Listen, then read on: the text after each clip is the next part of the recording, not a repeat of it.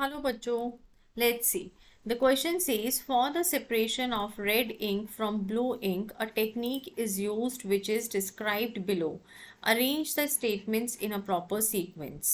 The blue and red ink form spots at certain distance on the paper. Paper chromatography is used for the separation. Paper and solvent are taken as stationary and mobile phase respectively. A narrow strip of paper with a line drawn is cut and a mixture of red and blue ink with the help of capillary is placed on the line marked on the paper.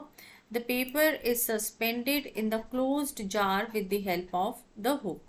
अब देखो बच्चों, यहाँ पे इस question का जो की concept है वो जो वर्क करेगा वो क्या है, हम ये देखते हैं पहले। ठीक है, अब देखिए यहाँ पे क्या हो जाता है कि बेसिकली हम पहले बात करते हैं क्रोमेटोग्राफी की। क्रोमेटोग्राफी जो हो गई वो टेक्निक हो गई जिसको मैं 2 पार्ट्स में डिवाइड करती हूँ, क्रोमा एंड ग्राफी। क्रोमा का मतलब होता है कलर और ग्राफी का मतलब होता है टू राइट। मीन्स आप एक तरीके से कलर से लिख रहे हैं। अब बेसिकली हम क्या कहते हैं कि जो क्रोमेटोग्राफी हो गई वो अप्लाई करते हैं हम एज अ सेपरेशन टेक्निक। और सेपरेशन टेक्निक किसकी, कि जैसे कि आपके कलर्स हो गए, वॉलेटाइल ऑयल्स हो गए, पिगमेंट्स हो गए, इनके लिए। अब जब हम इसको टेक्निक को अप्लाई करते हैं तो नॉर्मली हम क्या करते हैं कि हम पेपर क्रोमेटोग्राफी को यूज़ कर रहे हैं, पहला पॉइंट फॉर द सेपरेशन। ठीक है, अब इसमें आप क्या करेंगे, हमारे पास एक पेपर आता है स्पेशल जिसे हम बोलते हैं वॉटमैन पेपर। ठीक है, इस पेपर को हम लेते हैं। पेपर के अलावा हमें क्या चाहिए होता है, एक सॉल्वेंट चाहिए होता है, और इनको हम लोग लेते हैं। पेपर आपका हो गया स्टेशनरी फेस और सॉल्वेंट आपका हो गया मोबाइल फेस, क्योंकि ये रन करेगा यहाँ पे।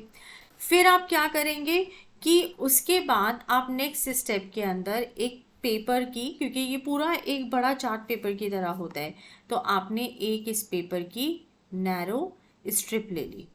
ठीक है, अब इस नैरो स्ट्रिप पे क्या करेंगे, आप एक लाइन जो है वो ड्रॉ करते हैं जिसको हम लोग बोलते हैं बेस लाइन। ठीक है, अब इस बेस लाइन के ऊपर से सपोज कि मुझे यहाँ पे जैसे क्वेश्चन ने red ink and blue ink बोला है, वो सेपरेट आउट करना है, तो मैं एक स्पॉटिंग लगाऊंगी, ब्लू इंक लगा दिया और इसी के ऊपर मैंने रेड इंक लगा दिया। ठीक है, अब मैंने ये स्पॉटिंग लगा दी with the help of the capillary. Now अब हमारे पास जो हैं क्रोमेटोग्राफी के चेम्बर्स होते हैं। इस चैम्बर के अंदर हम हमारे पेपर को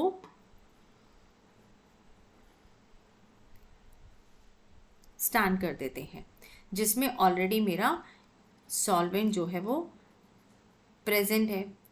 ठीक है, और इसको हम लोग अनडिस्टर्ब छोड़ देते हैं। ये जार जो है ये ऊपर से क्लोज रहता है। Clear, with the help of a hook या समथिंग।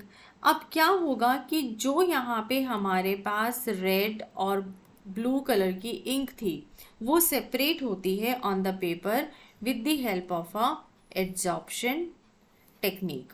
बेसिक इसमें हम लोग बोलते हैं कि जो आपका सॉल्वेंट लविंग होगा इंक, वो क्या करेगा, धीरे धीरे रन करेगा, और जिसको सॉल्वेंट पसंद नहीं होगा वो जल्दी से रन करेगा। तो हम इनके डिस्टेंस जो है वो मेजर कर लेते हैं यहाँ पे, और उन डिस्टेंस मेजर करने पे हम लोग निकालते हैं आरएफ वैल्यू।